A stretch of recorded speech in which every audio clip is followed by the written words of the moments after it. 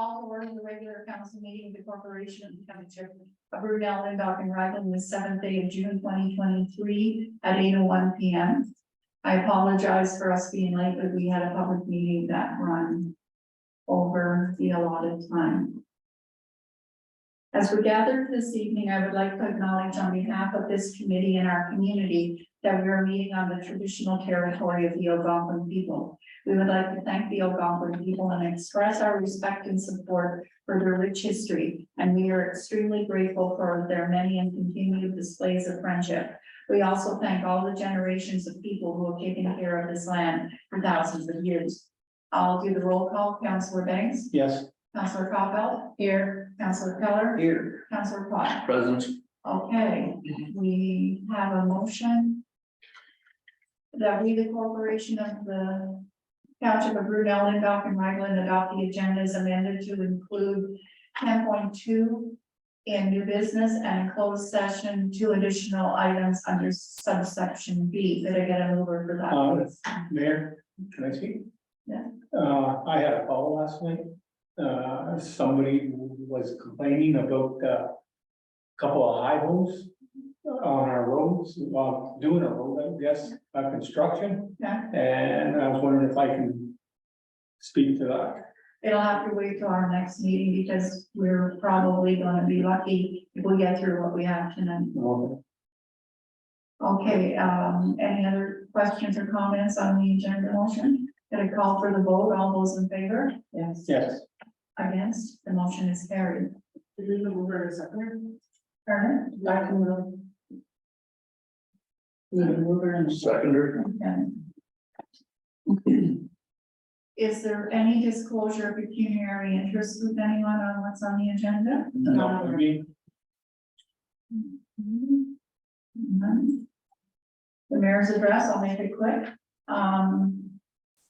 In the last month, I've attended the county council, 2 committee meetings.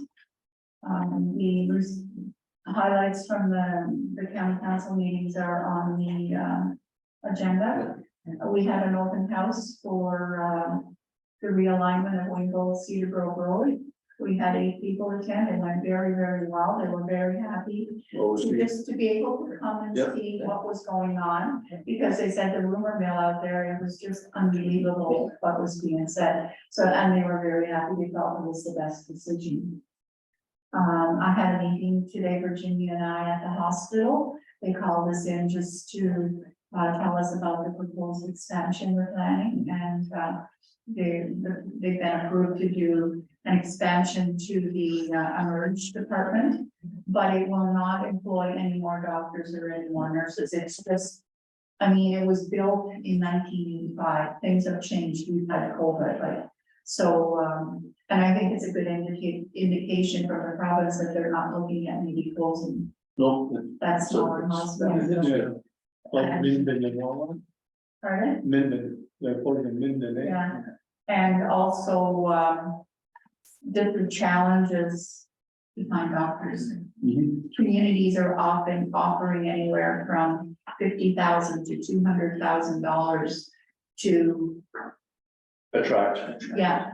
And like you said, when, you know, you get a residency and they say, well, you ask them, well, you think you want to work, well, what are you offering? Yeah, there's kind of a bidding war Yeah. for that type of service. Yeah, so anyways, it was a very informative meeting and it was very good to see that they're proactive. And they're looking ahead. Okay, so we will move on.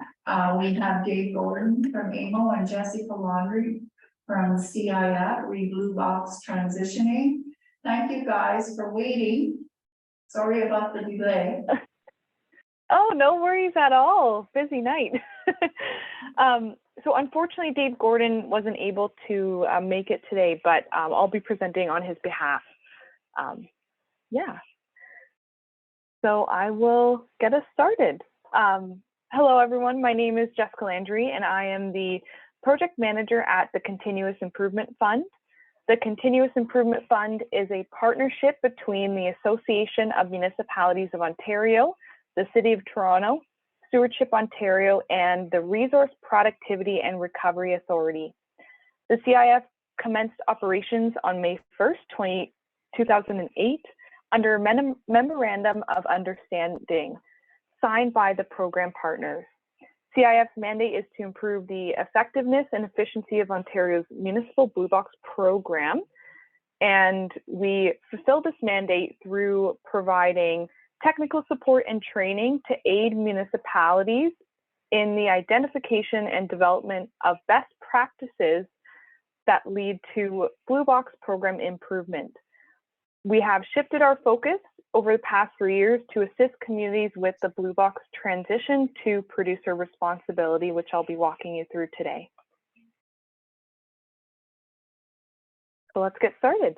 As a result of the percent of recovered recyclable material dropping and gross Blue Box costs rising, the Blue Box program was reevaluated, and it was determined that there is a regulatory approach needed where producers of Blue Box materials, as in the companies that make and import products, become responsible for the waste generated from their products and packaging. In Ontario, the Blue Box program is transitioning from a model of shared industry funding to one of full producer responsibility, where producers are fully operationally and financially responsible for their Blue Box or recyclable products and packaging once they reach their end of life and are disposed.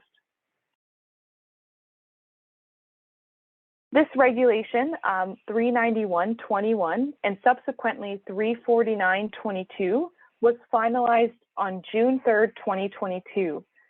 As mentioned, it ensures that producers are fully responsible for operational and financial management of the Blue Box program. It sets mandatory and enforceable requirements for Blue Box collection systems and gives producers choices for resource recovery services in a competitive market. Municipalities may potentially be a service provider under this full producer responsibility framework if commercial terms can be agreed on. The final regulation includes provisions such as an establishment of province-wide common collection system that transitions all current municipal Blue Box programs and expands services to all communities regardless of their size, except for the far north, all residential dwelling types, schools, publicly run retirement homes and long-term care facilities, and more public spaces. It also includes an enhanced and standardized list of materials that will need to be collected and recycled, as well as high, progressive, and enforceable targets. Under the existing program or old regulation, over on the left here, we can see that we were collecting from single-family, seasonal residences, and multi-residential buildings. We did not have formal or complete acceptance of schools, long-term care, or retirement homes in the Blue Box program. When the new regulation came into effect, on the right side of the slide, sources that were not previously included under the old regulation were expanded into the new regulation to allow for additional sources to be collected from. We saw public and private elementary or secondary schools, long-term care and retirement homes, and public spaces be formally adopted into the Blue Box plan.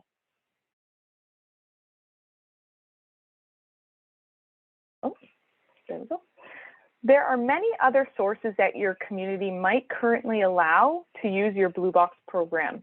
These are often referred to as industrial, commercial, and institutional, or IC&I, or non-eligible sources, which include businesses, non-for-profits, and municipal facilities, to name a few. These sources were not eligible under the previous regulation and will continue to not be eligible under the new regulation.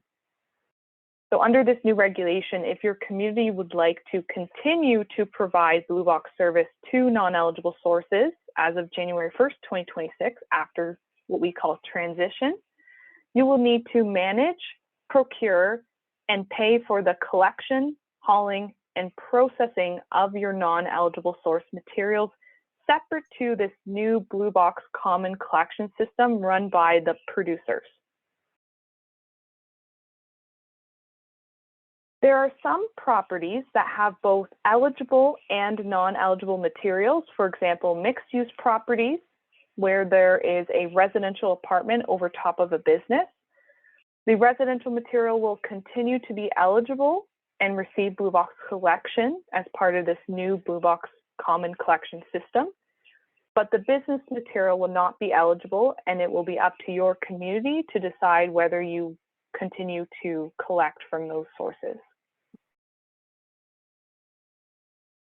Under the previous regulation, we saw a mixture of materials being recycled in communities. There were designated materials such as aluminum cans, glass, plastic, metal, and newspaper, in which all communities needed to accept in their Blue Box program. And communities could also choose at least 2 other materials, for example, cardboard and polystyrene. However, under the new regulation, the list of designated recyclable materials will be harmonized. In other words, it'll be consistent across the province. We will see more materials being accepted in the Blue Box program and a standardized list. As part of the new regulation, there are strict targets that producers must meet based on material category. These targets are higher than the previous regulation, and they gradually increase over time.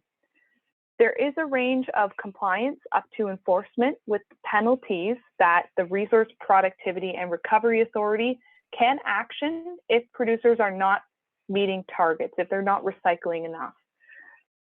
This is an area of the regulation that we saw much improvement on when compared to the previous regulations targets. So from July 1st to December 31st, 2025, July 1st, 2023 to December 31st, 2025, producers assume responsibility for transitioning communities on or before the dates contained in what we call the Blue Box Transition Schedule, which was posted by the ministry. Full extended producer responsibility begins January 1st, 2026, which involves the expansion to non-serviced small communities, facilities, and public spaces. If a community transitions before December 2025, they need to decide whether they're going to opt in or out of service provision. What this means is if a community would like to remain involved with the Blue Box program, they would be what we call opting in until December 31st, 2025. The community would look to become a service provider to the producers, which means they would sign an agreement and get paid by the producers to manage the Blue Box program according to their terms and conditions. If a community would like to divest from the Blue Box program, it means that they are opting out, at which point they would coordinate with producers, and the producers would hire a contracted service provider to provide your residents with Blue Box collection. Now your community, Brundell, Lyndoch, and Raglan, transitions on December 31st, 2025, which means that your process is a little different than a community that transitions between July 1st, 2023 and December 1st, 2025. So due to your transition date, you go right into the what we call post-transition competitive procurement process. As of right now, the producers have expressed that they would like to continue to work with depot-only communities like yourself post-transition. So if your community would like to remain involved with the Blue Box program,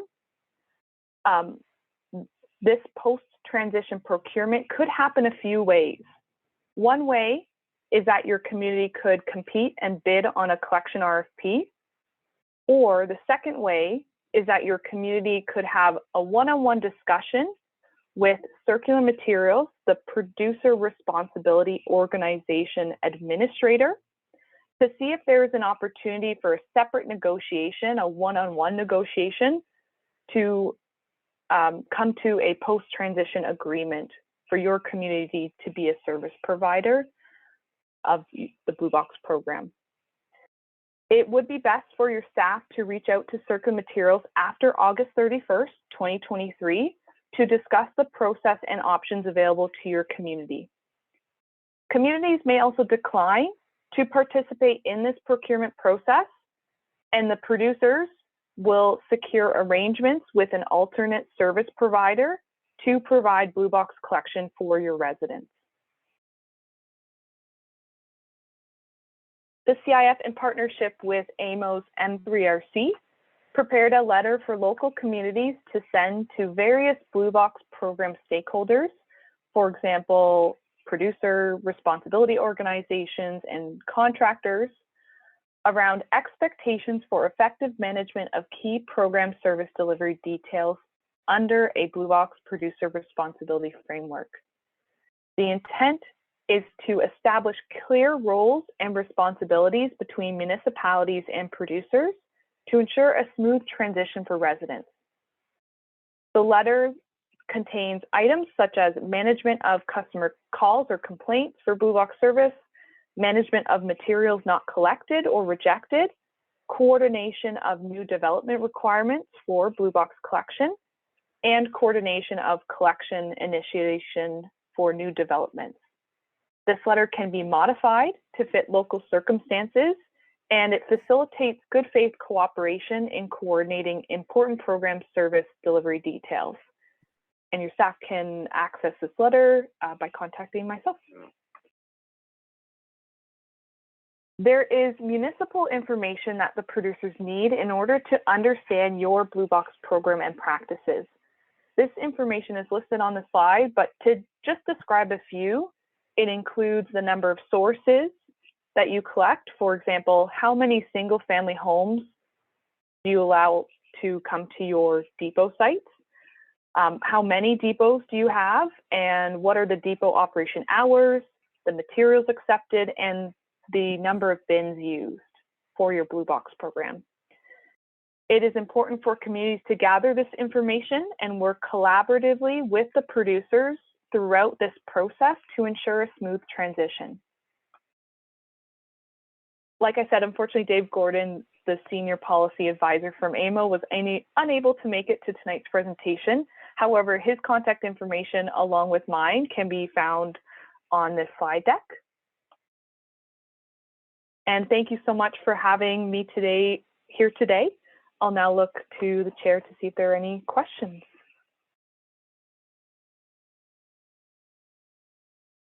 Any questions, council? Have any questions at this time? I guess it's kind of like we have to wait. It seems like there's a few deadlines. We've got to wait to get information from other sources to kind of decide which way we wish to go, right? So, yeah. Yeah. And I would say that's just the nature of, because your transition date is in the last group, it's December 31st, the last day that you can transition in 2025.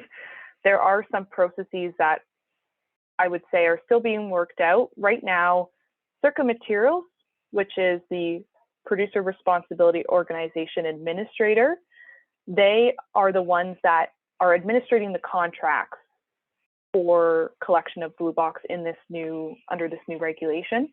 They are focusing on transitioning the 67 2023 communities and then 127 communities in 2024.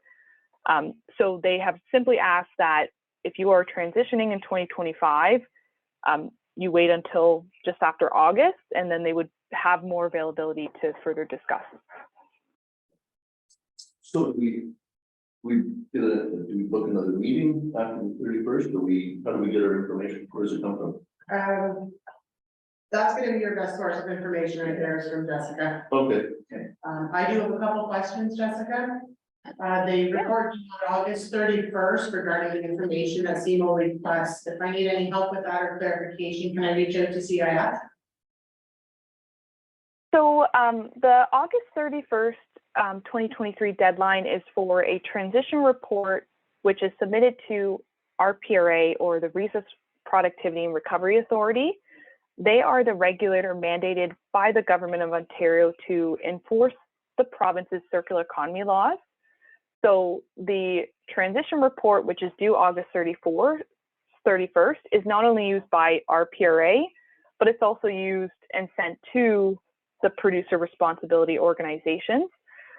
Unfortunately, there's not as much that CIF can do to assist in gathering data for the report, other than sharing learnings from other communities who've already completed it. It is up to each. More just clarification, it's more clarification on some of the questions. I'm about 80% done it now. Oh, wonderful. Clarification. Oh, yes, no, and that's great. They definitely, RIPRA has recommended that the sooner you can gather the data, the better. So CIF can definitely support in terms of sharing learnings. And if we just have been directed from RIPRA, if you have any specific questions on the actual report, that you reach out to their registry team. Okay. After August 31st, and we start negotiations with CMO, if that's the root council decides, is it at that point that we discuss the ICNI percentage deduction? So for ICNI, when it comes to non-eligible sources or ICNI, they unfortunately will not be managed by Circular Materials in the Common Collection System post 2026, which means that there isn't any percentage deduction that you can take, because you can no longer blend your eligible and non-eligible materials. So if your community would like to continue to provide Blue Box service to these ICNI or non-eligible sources, as of January 1st, 2026, you'll need to manage, procure, and pay for the collection, hauling, and processing of those non-eligible sources separate to the Circular Materials or Pro Common Collection System. So that is just something that, unfortunately, you have to have your own system in place. It's the pros or producers are not regulated to collect non-eligible sources, and they've taken the position to follow the regulation. So it's up to municipalities to decide whether they want to continue servicing these non-eligible sources and make those arrangements. And what are the best options for council's consideration regarding non-eligibles after transition day? Yeah, so I would say that CIF delivered a non-eligible source collection planning workshop, and I am happy to further chat with staff about a 5-step planning process that communities can undertake to make decisions around non-eligible source collection. It's hard to say what the best option is, as it's different for each community. Your community would need to determine what your priorities are, which will impact the decision to service or not.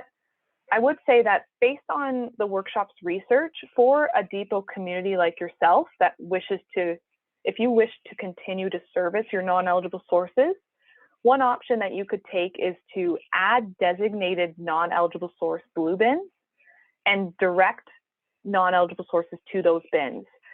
So the community would pay for the bins, the hauling and processing of that non-eligible source material.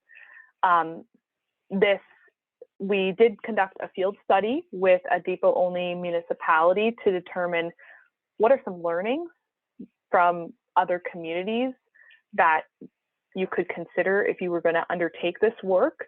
So I can also forward along that field study report, because it could assist staff in making that decision of what do they need to look at when it comes to non-eligible sources. But it is definitely one that is important to consider. Would be council decision to think about. Yeah. Just so I understand the process completely, when we start negotiations with CMO, when we sign an agreement, does that come into effect and start on January 1st, 2026? Or is there a transition period prior to that we're in an agreement and they're paying producer costs with the ICNI deduction? So because your community transitions on December 31st, 2025, that means that as of December 31st, 2025, that's when CMO, the producer responsibility organization, would need to take over your the management of your Blue Box program. So everything and that is just our cost and it's status quo until that day. Yeah, it's your responsibility previous to December 31st to continue to manage your Blue Box program under the old regulation. So you would continue as you usually do. And then really, because you're at the end, you would jump right into what we call post-transition, January 1st, 2026 procurement.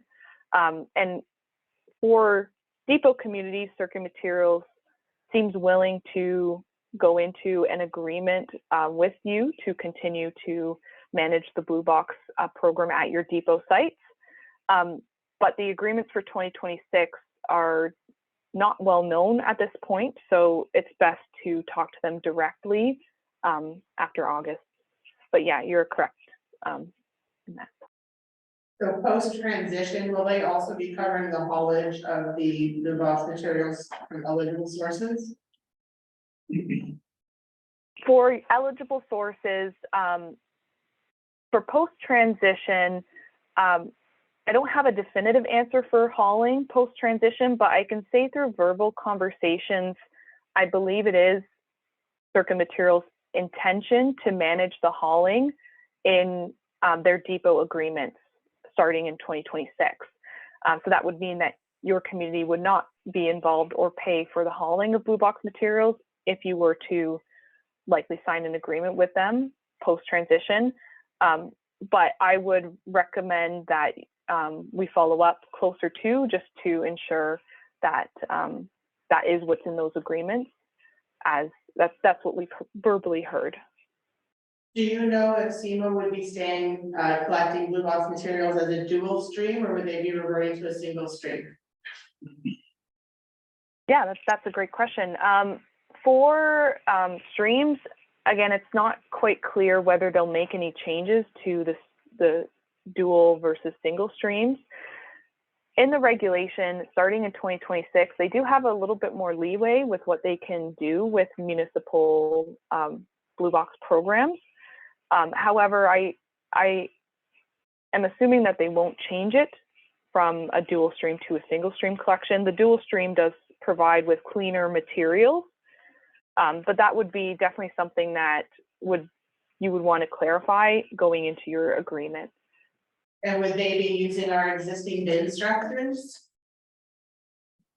Yeah, I believe the bins, there are some sections in the regulation that specify that producers are responsible for the management of bins. In some cases, for during transition, they have looked to communities to supply the bins. So for the bins, likely you would continue to use your current ones, and if they needed replacement, you would discuss with Circuit Materials what that would look like. What are the risks of SEMA reducing the number of depots in a municipality? I know in the regulation it says they have to maintain everything that was in effect in August 2019. Is there a risk in the future of losing a depot for Blue Box? Yeah, another great question. The regulation states that every producer shall provide either depot collection or curbside collection of Blue Box material for every residence that is eligible, that does not receive curbside garbage. So all that means is that since your community is depot only, then the pros either need to provide depot collection, or they could change it to curbside collection post-transition.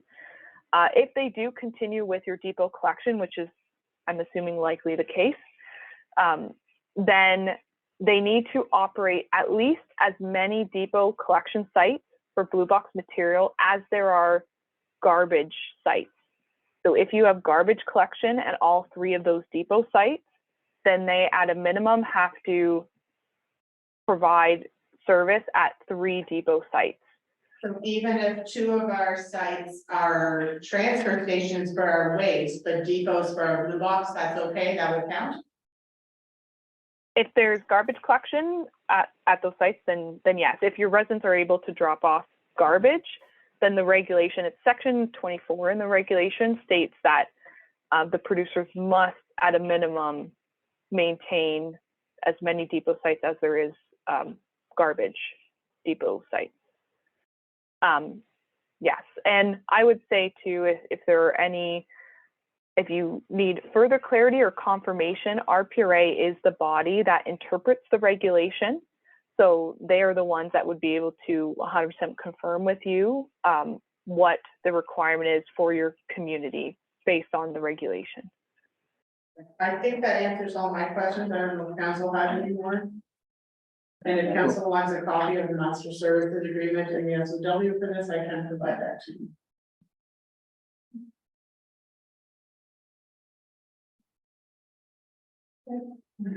Well, since we're at the end of the whole rollout of the program, we'll be a lot more informed in a year or more as time goes on. Right? There was a great group working group I attended, and there was a lot of chatting with BC, who's already transitioned. So talking to municipalities, big and small there, what would they have done different? Yeah, best practices, Yeah. wordings. Yeah, definitely. I think you're right. You know, CIF, with the work that we do, we are also gathering up learnings from communities that are transitioning throughout 2023 and 2024. CIF is, we do wind up with the regulation. So we are currently set to end at the end of this year, December 31st, 2023. There is a potential that will continue for a year, but that is based on municipal need, and it's based on our board decision, which will happen in September. But we do have a couple resources where we are gathering learnings, and we do host what we call transition working group subcommittee meetings, which allows municipalities to collaborate and communicate on what they're learning throughout transition. So we do have a depot focused one, which allows us to continue to share what we're hearing. Any other questions? No, this time. Thank you very much, Jessica. Thank you. Thank you. Thank you. It was a pleasure. Hope you have a great evening. You too. Okay, bye-bye. Okay.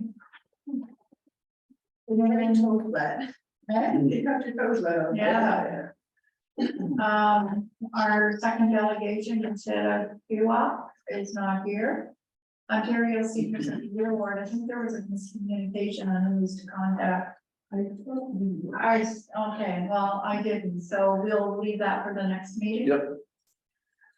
We have a motion that we, the Council of Corporation of the Township of Brunel and Falcon Raglan, hereby adopt the minutes of the regular council meeting of May 5th, 2023 and May 17th special council meeting as presented. Can I get a mover for that, please? Moved by Councillor Keller, seconded by Councillor Claude. Any questions or comments? Good. I will call for the vote. All those in favor? Against? Motion is carried. We have a report from our CBO. That's really nice to see. Yeah.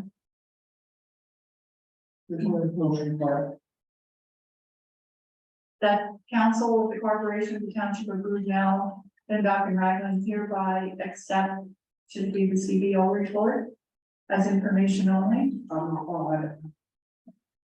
Can I get a mover for that, please? Councillor Caulfield, seconded by Councillor Banks. All those in favor? Motion carried.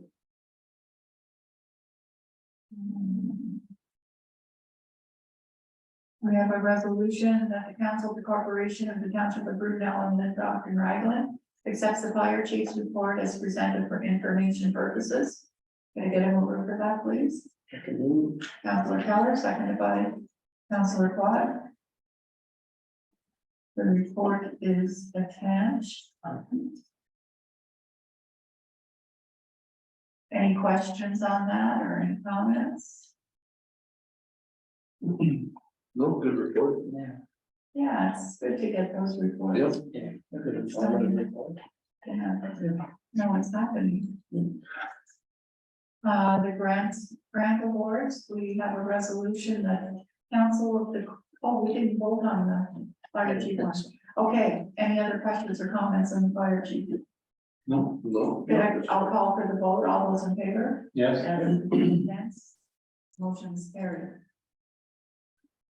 We have a resolution that the corporation of Township of Brunel and Falcon Raglan accept the grant awards present report as information.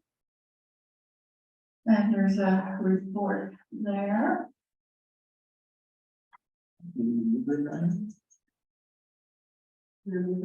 Oh, can I get a mover, please? Councillor Capel, seconded by Councillor Quad. So. Yes. So, we've done very well with the grant so far this year. We got, 2 students through the Canada Summer Jobs. They will be starting at the end of June. We also received funding for 1 student through the Summer Experience Program. Unfortunately, we didn't get any swim instructors or assistants apply.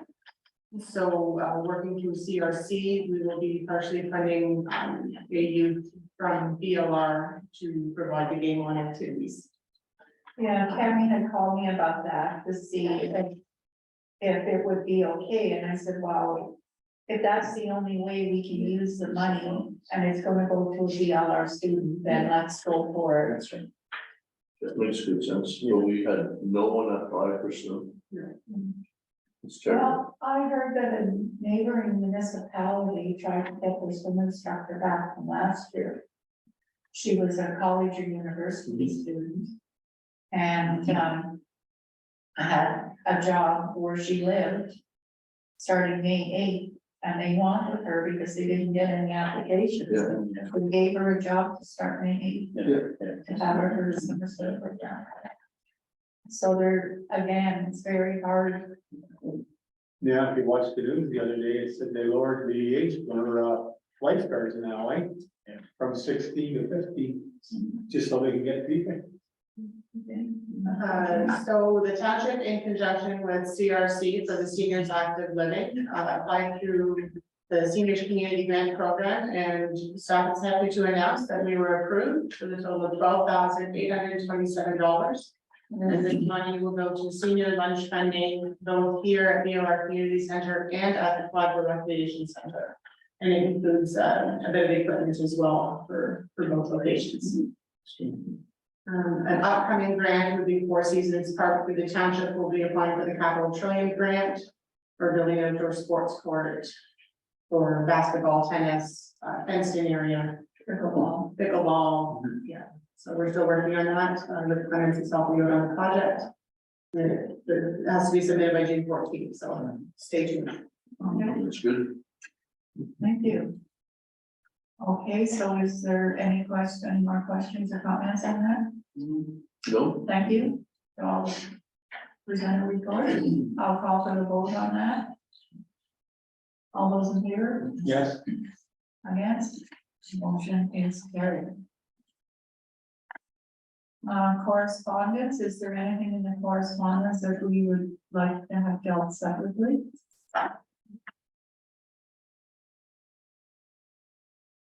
I would like to see the County of Renfrew resolution on Bill C-321, which was a result of the inquest for the 3 ladies that were. Yeah, I have that down also. Yeah. And even the one after 9/7.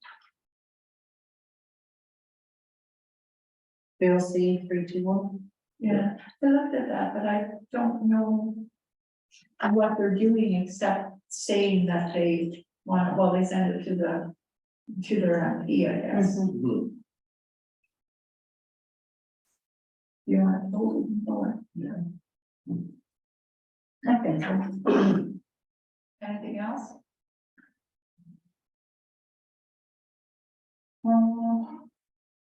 You'll see in the council summary, this is just information.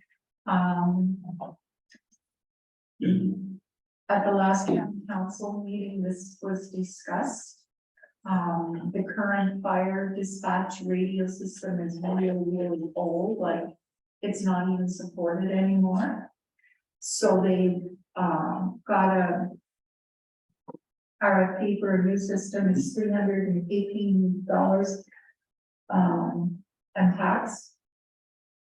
There's 17 users of that system, which includes the city of Pembroke and the Falcons and Algonquin.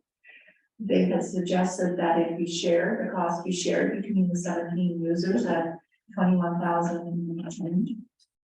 And there was a discussion in county council and it was sent back to the committee to come up with a better, Shared knowledge. More level. a charge that. Yeah, more of a level. Because I mean, the city of Pembroke would have a lot more calls than our township would, so Yeah. I don't know if they're gonna look at it. There were several, different thoughts put out. One of them was that the county just paid for it, they own it, and everybody pays a fixed amount per call. That way, they're responsible for the system and the. Yeah. There was also presented that it be done shared by assessment, what your total assessment is. And, you know, so it's gone back to the operations committee to come back to, but it was approved to be purchased. And if I make through the mayor, Jordan's at the fire chief meeting tonight, and we've got on their agenda there as well. Yeah. Where's that meeting? Remember? And, you know, you can't just say, well, the county can own it because it could be a shared service. Because the city of Pembroke is there, the Algonquins, and also there's 2 municipalities in Renfrew County that don't use that radio system. Our employer has a contract with the Belleville dispatch, and Hector Maria doesn't have. So,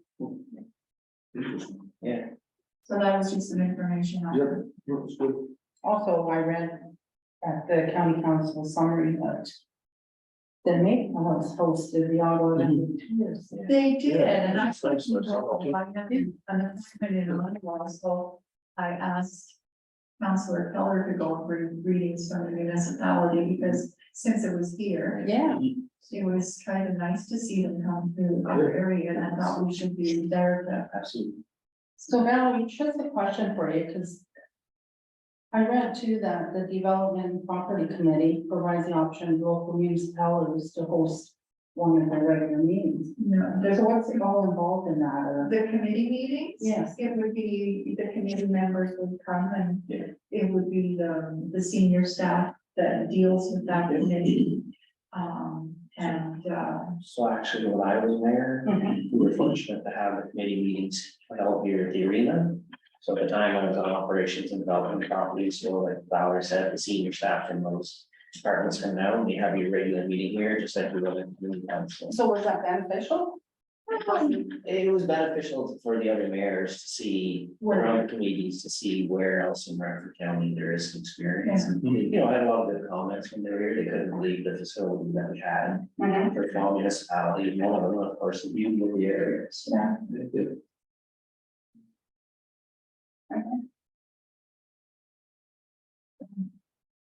And you'll see that Rose is retiring at the end of August. I saw that.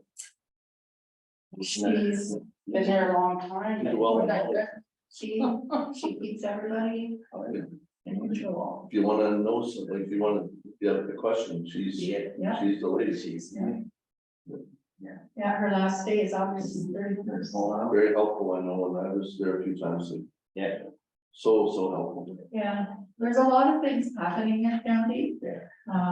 You know, like, I really love the county part, it's very, very informative and like. Love to learn, yeah. Yeah, and you never even knew they dealt with all that stuff, like it's It's a big eye opener. Well, There's a lot of moving parts to it, but Oh, yeah. but the average taxpayer doesn't realize. Doesn't have- Their tax dollar in Renfrew, right? Okay, so we have a resolution for the correspondence. So we're going to pull 9.6 and 9.7. Okay.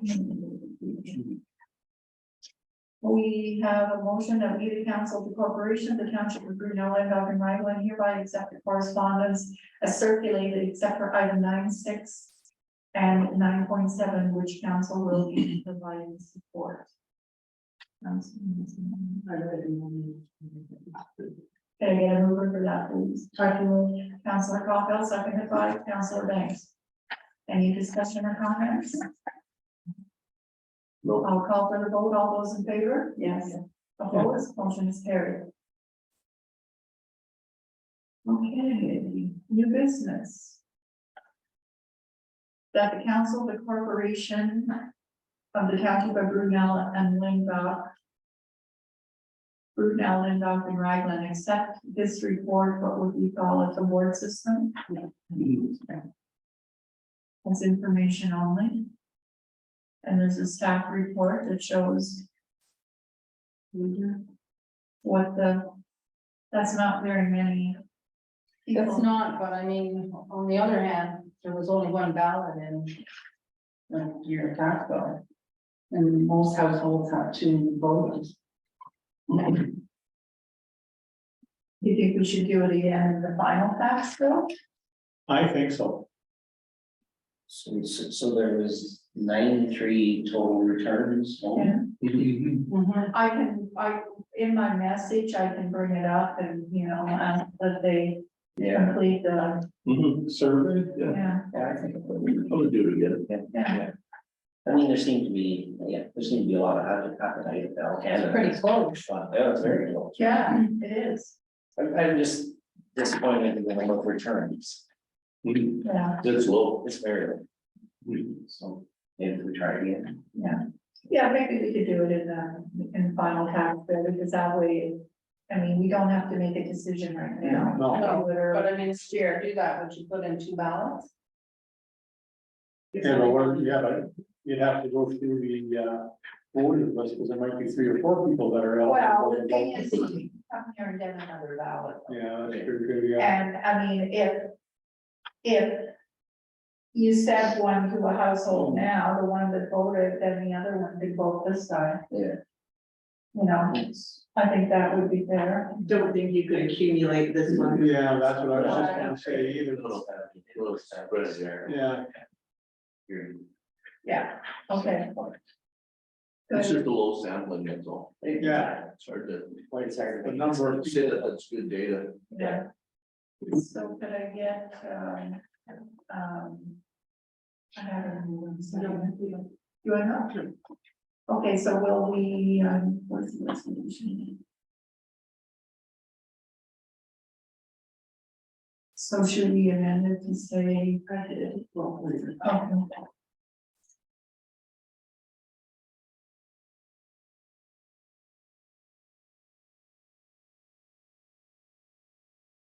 Are we gonna say that we'll eliminate in the final tax bill again? Something to that effect?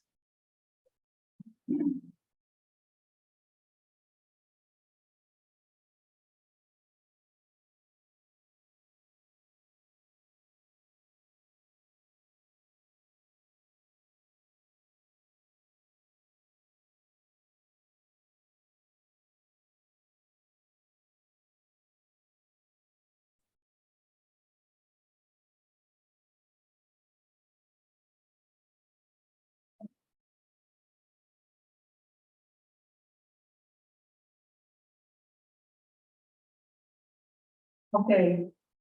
The motion is that council for the corporation of the township of Brunel and Dr. Raglan accept this ward system report as information only, and the survey will be run again in the final tax bill. All newsletter put over the final tax. Oh, okay, return. Okay, can I get a mover for that? Councillor Caulfield, seconded by Councillor Banks. Any questions or comments? No, All those in favor? yes, Opposed? Motion carried. Okay, and we have a request here. The council for the corporation of the township of Brunel and Dr. Raglan accept the request from the property owner to survey and transfer a portion of Hines Road to the municipality and further to contact them and list the municipal solicitor to draft an agreement. And there's a staff report included, and there's also a map. Yes, they're gonna move it, goes Councilor Keller, seconded by Councilor Caulfield. Okay, so, questions, comments? I guess basically it just, if, you know, the owner goes through this, it basically creates a second lot for him, so it's a natural sentence, right? Yeah. Yeah, and it would be good to have that tied into that road. Because then it hits on the road allowance and goes up there. That, because we're gonna get it from Quadville Road Yes. up to the Y in the road. And then it's on road allowance. So that would fix that title problem. Through the mayor, I would put question, so we're Quadville Road and then the road balance comes down. Oh, no, it There's isn't. one little portion in there. That's right. Yeah, so it's the highlighted portion. So who owns that portion up there? I'm not sure. It's funny, it has all those lines up there. Yeah. It almost looks, yeah, I don't know.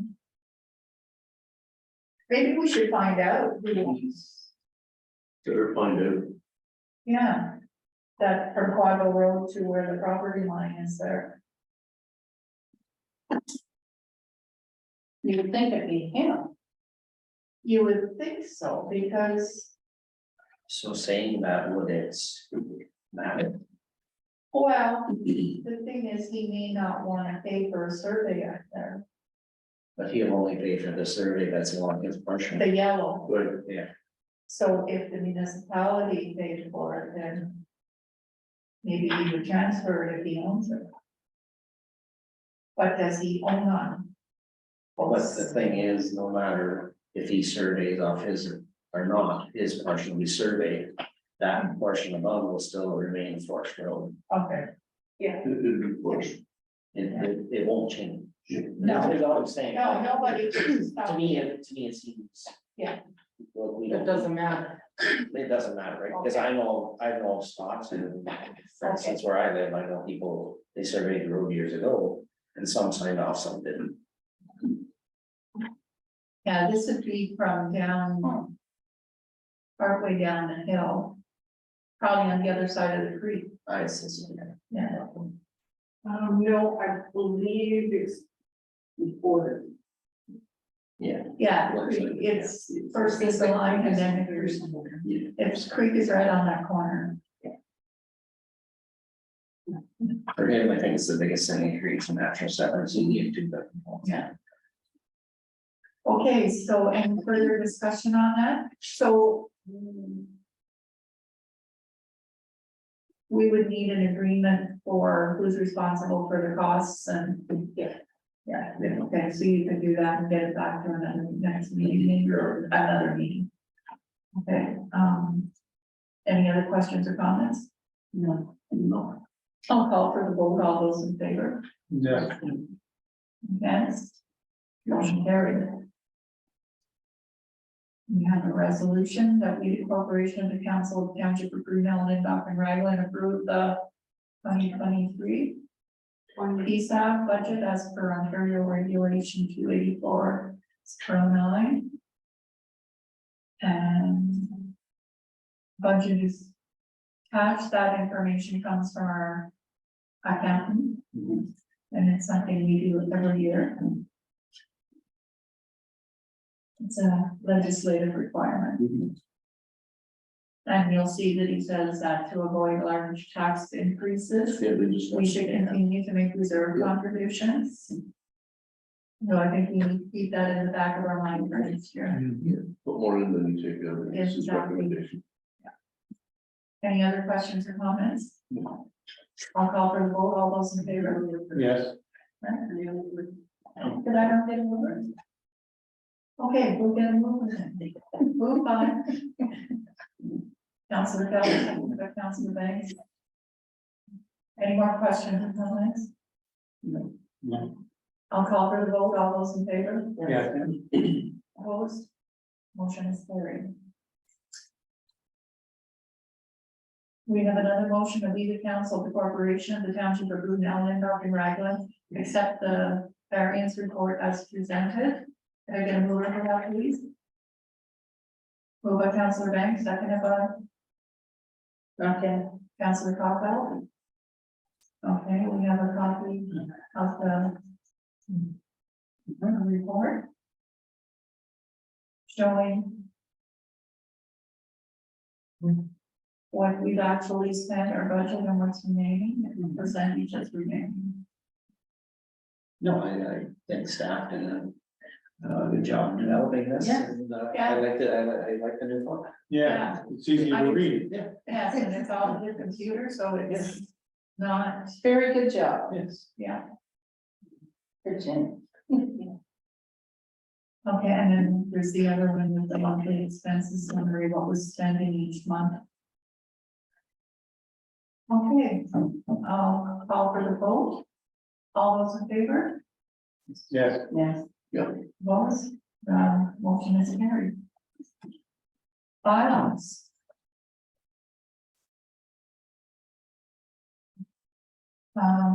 Motion that we, the council of the corporation, the township of Brunel, Lindorf and Raglan, here adopts bylaw 2023-32, being a bylaw to enter into a license agreement between the corporation of the township of Bonisher Valley, corporation of the township of Brunel, Lindorf and Raglan, and Alan McIntyre and Gary McIntyre, having been introduced and read a first, second, and third time and finally passed. Could I get a mover for that, please? I can know. Councillor Capel, seconded by Councillor Quad. All those in, now we'll do comments. This is a condition of severance. Yeah. These three agreements are the conditions of the severance. All those in favor? Yes. Opposed? Motion is carried.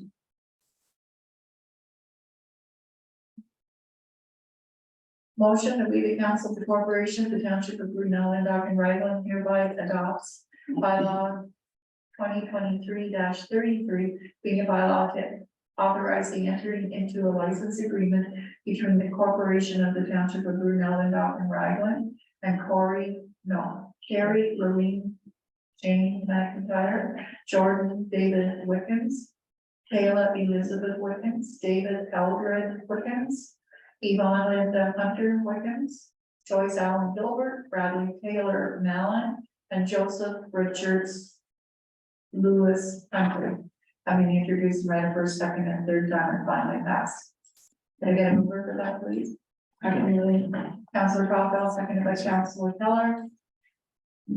Any questions or comments? I'll call for the vote. All those in favor? yes, Opposed? Motion is carried. A motion that we, council of the corporation, the township of Brunel, Lindorf and Raglan hereby adopts bylaw 2023-34, being bylaw to authorize the entering into a license agreement between the corporation of the township of Brunel, Lindorf and Raglan and Carrie Lorraine Jane McIntyre and now Alan Philip McIntyre, having been introduced and read a first, second, and third time and finally passed. Can I get a motion for that, please? Councillor Capel, seconded by Councillor Plot. Any questions or comments? All those in favor? yeah, Against? Motion is carried. And now we have three bylaws for the third reading of shoreline road allowances. We've already had the first and second reading and had the public meeting.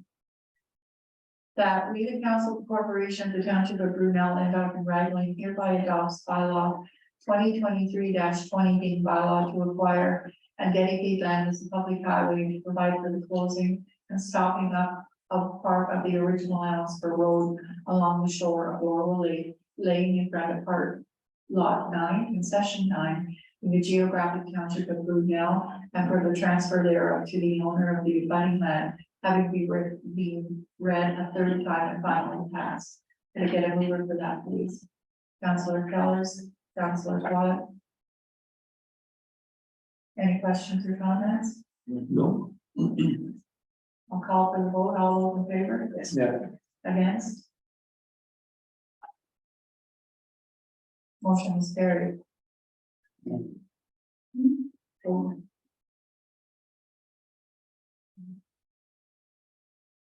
line. That we, the council of the corporation of the township of Brunel and Ogden Raglan hereby adopts 2023-21 being a bylaw to acquire and dedicate land as a public highway and to provide for the closing and stopping up of part of the original allowance for road along the southerly shore of the Madawaska River laying in front of block 30 concession 13 in the geographic township of Raglan, and for the transfer thereof to the owner of the abutting land, having been read a third time and finally passed. Could I get a mover for that, please? Councillor Quad, seconded by Councillor Banks. Any comments or discussion? I'll call for the vote. All those in favor? Yes. Opposed? Motion is carried. That we, the council of the corporation of the township of Brunel and Falcon Raglan hereby adopts bylaw 2023-22, being a bylaw to acquire and dedicate land as a public highway and to provide for the closing and stopping up a part of the original allowance for road along the bank of the Madawaska River, laying in front of lot 24, concession 17, in the geographic township of Raglan, and for the transfer thereof to the owner of the abutting land, having been read a third time and finally passed. Can I get a mover for that? Okay, Councillor Campbell, seconded by Councillor Quad. Any questions or comments? I'll call for the vote. All those in favor? Yes. Opposed? Motion is carried. We will vote that we, the council of the corporation of the township of Brunel and Falcon Raglan hereby adopts bylaw 2023-35, being a bylaw to approve the 2023 tax rates, having been introduced and read first and second and third time and finally passed. Can I get a mover for that, please? Councillor Banks, seconded by Councillor Keller. Any questions or comments? I'll call for a vote. All those in favor? Yes. Against? Motion is carried. The bylaw to amend the zoning bylaw resolution. We are holding that. Yeah. Okay. We have a motion that we cancel the corporation of the township of Brunel and Raglan going to closed session pursuant to the municipal act 2001, section 239(2) for the purposes of subsection A, the security of the property of the municipality or local board. 7 items regarding personal matters about identifiable individuals, including municipal or board, local board employees. Subsection D, labor relations or employee negotiations. Subsection E, litigation or potential litigation. And subsection F, advice that is subject to solicitor-client privilege, including communications necessary for that purpose. Can I get a mover for that, please? Councillor Campbell, seconded by Councillor Banks. Any discussion or comments? I'll call for a vote. All those in favor? Yes. Against? The motion is carried. Okay, welcome back to our public part of the meeting. We have a motion that council comes out of close at 10 p.m. Mover, Second. Councillor Keller, Councillor Quad.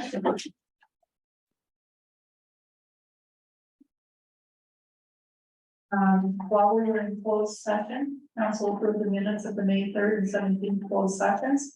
Discussion was had surrounding IT security and protection of municipal information.